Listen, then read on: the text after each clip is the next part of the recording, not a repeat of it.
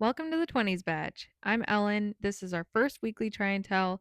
This is where I go over 5 different things that I tried with my kids this week and which ones are worth doing, which ones were not, and hopefully pass on some inspiration for your days at home with your little ones and some easy ways to make things a little bit more magical around the house. The other reason I'm starting this channel is to document what I've been doing with my kids because I've just felt like we've done so much and I'd really like to start documenting it in some way. So I figured, hey, if it helps someone else while I'm doing that, all the better. So our first one is called the letter tube. Well, for this activity, what you're going to need is a paper towel roll and a pen and some circle stickers that you may or may not already have. So what you're first going to do is you're going to take any of the letters that your child knows already. So my daughter knew all the letters of the alphabet already, uppercase and lowercase. So we did all of them. I wrote them all on there. And then next, what I did is I wrote all those same letters on a sheet of circle stickers. And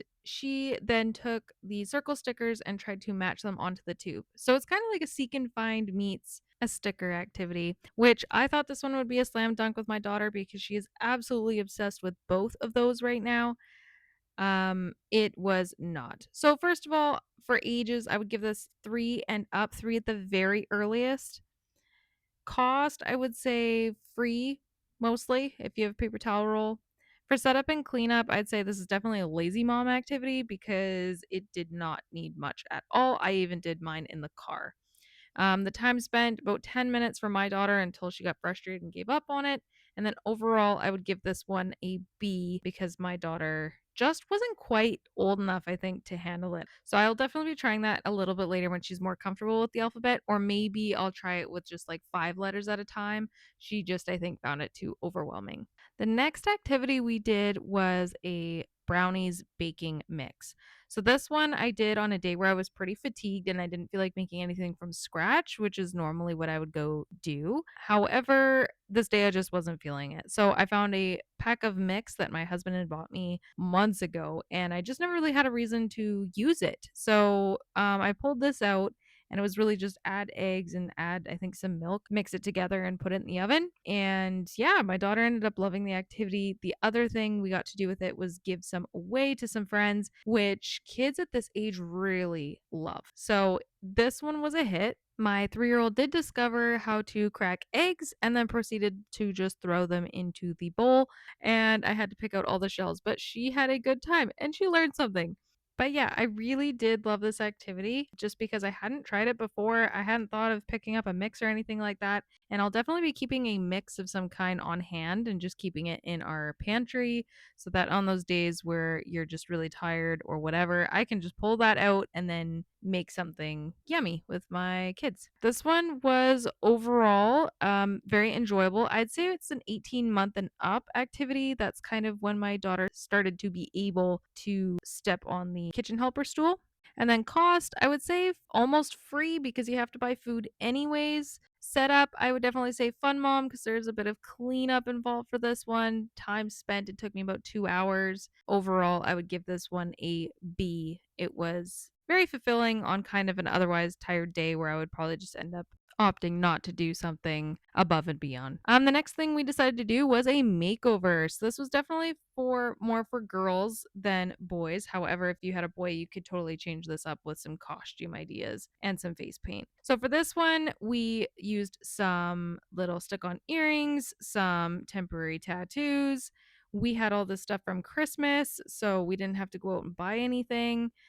She also loves these hair clips with like hair extensions on them and colors. We used some jewelry. We had some peelable nail polish, which is a lot of fun. We also had some nail stickers and we put those on. So overall for this one, for ages, I would say probably 2 and up once they start getting like aware of the mirror and their appearance. For cost, I'd say it's a little treat just because you may have to go out and buy some of those things. For setup and cleanup, I would give it probably a lazy mom just because it wasn't very tiring of an activity to go do.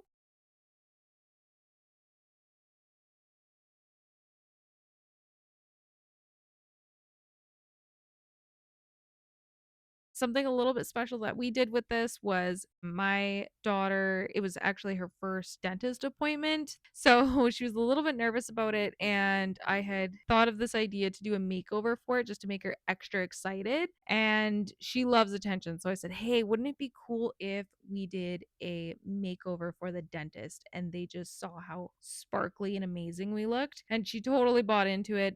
She was so excited to go. The whole time she was there, she had a huge grin on her face. Then, down for a couple of recommendations. So, this every week, my plan is to just put in a couple different types of things I would recommend that we either watched or read. First one's a TV show. So, this one is called Unicorn Academy. My daughter is absolutely obsessed with this one right now. My husband can't stand it. So, it's great. It is really cute. If you have watched like the old Barbie movies back in the early 2000s, I think there was a Rapunzel one and a Princess and the Pauper one. This one is very much kind of reminiscent of that for me. It's got unicorns with different superpowers, and the characters are pretty cute. The animation is adorable. Yeah, my daughter absolutely loves this one. The only thing that's a little strange is like the episodes are a little bit weird, like trying to figure out which one comes first. We even added on so many activities throughout the week that kind of involved that theme. So many good conversations around the dinner table that we had where we were talking about if we could have any superpower, what would it be? If we could have a unicorn, what color would it be? We played games like Baby Unicorn Goes to the Doctor. So we realized she has tons of unicorn toys in her playroom and then her doctor's kit. And so we took it to the vet and we checked it out. We made it food from her play kitchen. It's been a lot of fun, and there's been lots of different ways that we've been using the whole theme. So that has been great. And the last recommendation I have for you guys today is a book. So this one is called Dragons Love Tacos. It is so much fun. My daughter actually picked this out herself at a used bookstore in town. So we got it, I think, for half price. It's a great little book. I was a little unsure at first, but she has good taste. It's by Adam Rubin, and it's just a cute little book about how dragons love tacos, but they hate spicy salsa. We have so much fun banter about this. Even my 1-year-old gets in on the banter. She just loves the callback of, do you like spicy salsa? No! It's like kind of become a little inside joke. That is our next chapter of core memories for the books. See you next week.